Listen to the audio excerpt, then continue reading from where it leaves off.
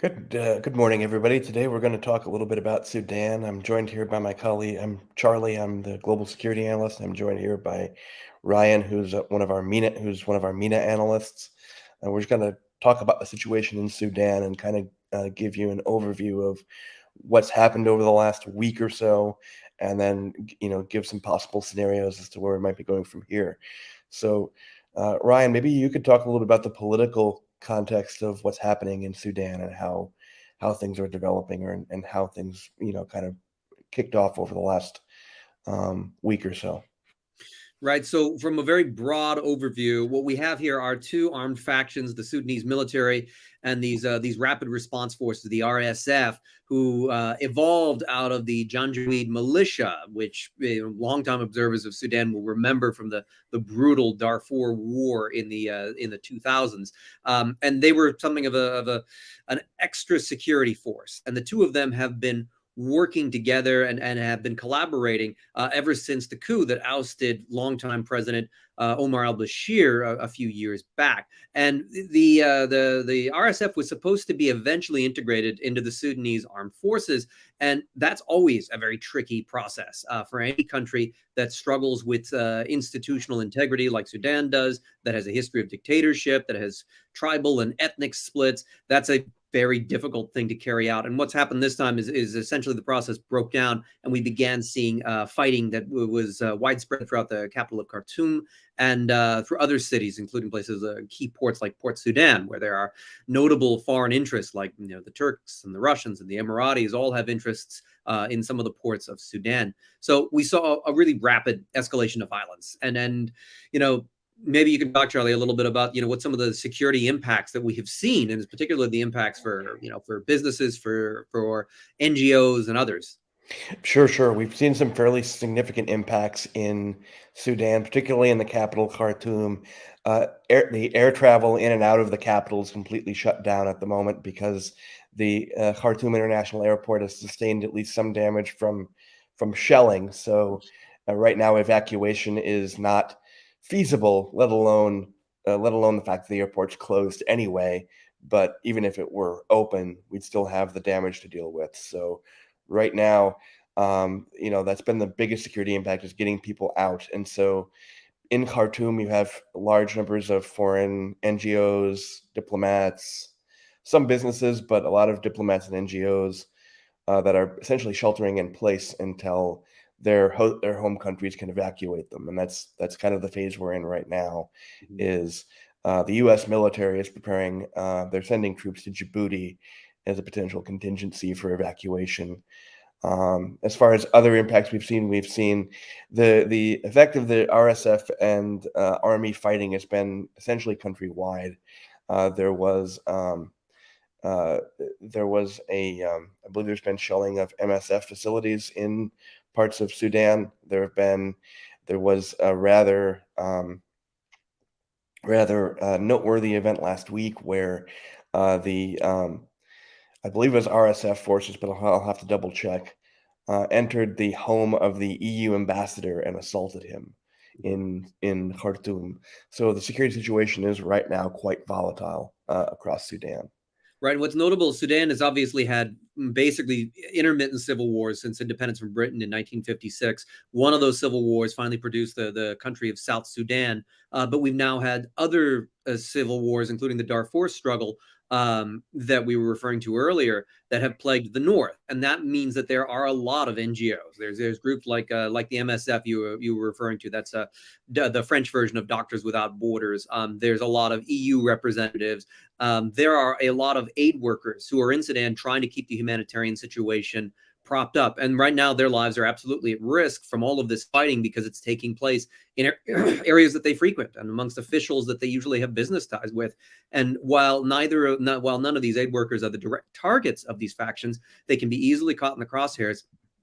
Particularly, and this is something a colleague noted earlier, is that the operational command of both sides, both the military and the RSF, not particularly great. That they're not highly trained, that many of them will carry out attacks without necessarily orders from the center. And that makes it much riskier for these individuals. And it's very hard with the limited airspace and the limited airports and the limited roads and transport in general for aid workers who are trapped in the fray to get extracted. And hence the reason we're seeing the United States prepare troops, since the U.S. the U.S. military is an institution that would be capable of going in and extracting people. But that's probably going to be a case-by-case basis, starting with the U.S. Embassy, maybe extending to American citizens, but for EU citizens, and of course we've seen these Egyptian soldiers also being captured and held and having to be released. For folks like those, it doesn't seem likely that the U.S. military would go in for them, at least not at this time. Yeah, there has been talk of the French military perhaps doing some non-combatant evac operations, or NEOs as they're called, in Sudan, but they'd also be staging out of Djibouti as well. But they'd probably have to coordinate with the U.S. at any rate. So there is a possibility of a joint operation, but it's unlikely the U.S. would be able to conduct non-combatant evac ops for anyone beyond U.S. citizens, just as a capacity and bandwidth issue, and there are probably also some legal issues that come into play as well. Right. And then Um, there's other angles of why this conflict matters on, even just a sectoral and a business level. Sudan has long been looked at by the Gulf Arabs as something of a backup food storage, a place for them to invest in crops. And they were buying up large tracts of land there years back. They have these investments in these ports.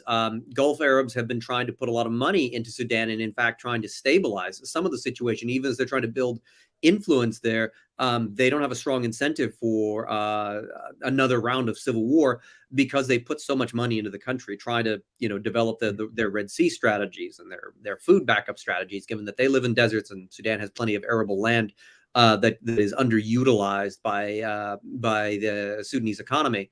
So there's also this question of whether or not, if violence is sustained enough, whether or not we see some of these investment patterns change. If the Emiratis or the Saudis decide to start shifting their agricultural strategy to other places, like the United States is one place that they have invested in farmland. They could be looking at places in India. They could be looking at places in Egypt further. Whether or not money moves out of Sudan, I think, is an open question, as well as the port infrastructure, whether or not ports in Sudan are seen as too risky, and that the port development that's happening all across the Red Sea starts to shift over to Saudi Arabia or further northward to Egypt, and Sudan never really gets to take a piece of this east-west trade pie that crosses their waters. So it's also some interesting things to consider how are these wealthier countries that have been using Sudan as a important place geographically and from a resource standpoint, how might they alter their behavior if this fighting continues?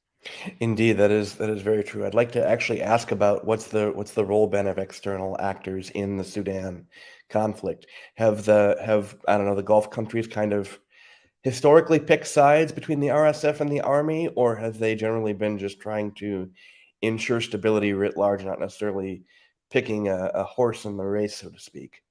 Well, what's interesting about this is a locally produced conflict. This is based on local grievances as opposed to external actors trying to exploit something or exacerbating something for their own ends. The influence games in Sudan are largely economic at this point, rather than through security, and because it's very hard to win a civil war in Sudan because of the size of the country, because of the weakness of the local actors, and because places like the UAE and Saudi, who have intervened in places like Yemen, they've been burned by those experiences. They're not as risk prone as they used to be. So right now, the external actors are trying to stabilize the situation, build humanitarian corridors, get some sustainable ceasefires, ease the fighting, and try to get the RSF and the army talking again and get things to a working level. There's some nuance there. The Emiratis, for example, don't particularly care about whether or not the country transitions to democracy. They really just want a stable Sudanese state, whether that's autocracy or democracy,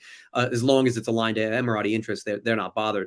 But there are other countries, and we've already seen actually some reports that Wagner, the Russian PMC, is reportedly offering guns to some of the sides in Sudan, potentially as a commercial opportunity, looking to just Mhm. make new money, as opposed to a Russian strategic gambit to destabilize Sudan and build up their influence on some sort of bigger Africa push. It seems to be more, at least at the moment, opportunistic as opposed to a strategic move by the Russians. So this fighting seems likely to continue until the actors themselves are exhausted, until they've reached a point of conflict where they decide that force will no longer achieve their objectives.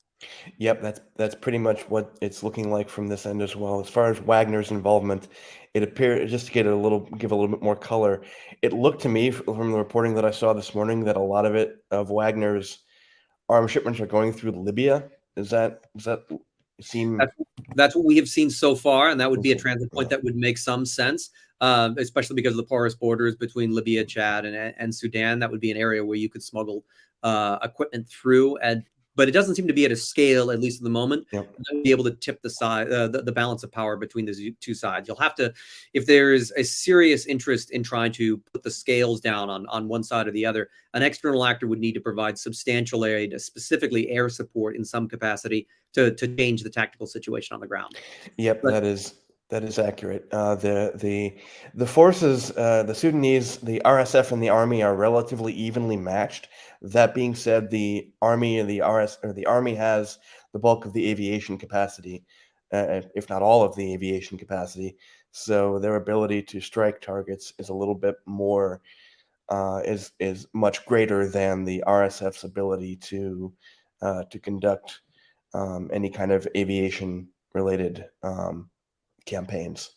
So, well, I think that's about time for us, Charlie. I yep, just want to open up the floor if there's any questions from the audience at all, something that we can field, or things that you'd like us to examine in the future, especially on this issue or anything else. We'll give you a moment to type it out if you'd like.